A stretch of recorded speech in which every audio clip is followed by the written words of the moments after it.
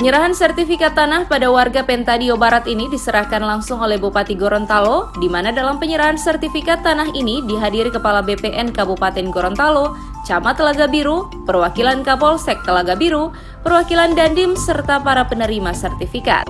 Di mana warga yang menerima sertifikat secara gratis ini berjumlah 420 bidang tanah, penyerahan sertifikat langsung diserahkan pada pemilik tanah sesuai data yang ada.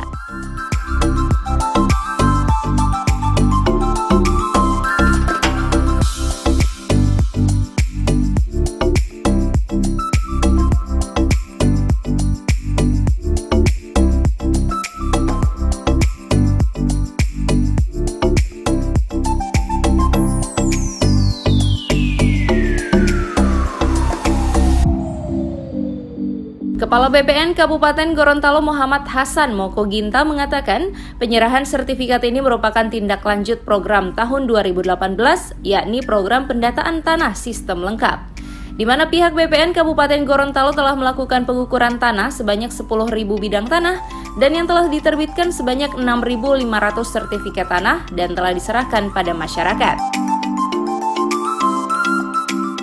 Penyerahan sertifikat ini merupakan tindak lanjut daripada kegiatan pemerintah tahun 2018, yaitu pendaftaran tanah sistematis lengkap, di mana di seluruh Indonesia diinstruksikan untuk menerbitkan seluruh instansi BPN untuk menerbitkan sertifikat sebanyak 7 juta, dan 2019 ini adalah 9 juta. Dan untuk Kabupaten Gorontalo, kita melakukan pengukuran 10.000, kemudian sertifikat yang diterbitkan itu sekitar 6.500 lebih. Penerbitan sertifikat tanah secara gratis oleh pemerintah ini merupakan salah satu langkah untuk memberikan kepastian hukum akan kepemilikan tanah oleh warga. Bahkan dengan penerbitan sertifikat tanah ini juga merupakan langkah pemerintah untuk mencegah problem yang sering terjadi akibat tanah. Pemerintah daerah Kabupaten Gorontalo bahkan telah membentuk gugus tugas reforma agraria, di mana pembentuk ini bertujuan untuk mengantisipasi konflik yang terjadi akibat persoalan tanah yang belum memiliki kepastian hukum.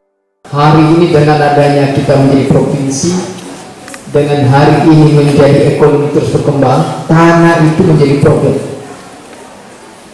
Lihat saja terjadi banyak konflik itu masalah tanah.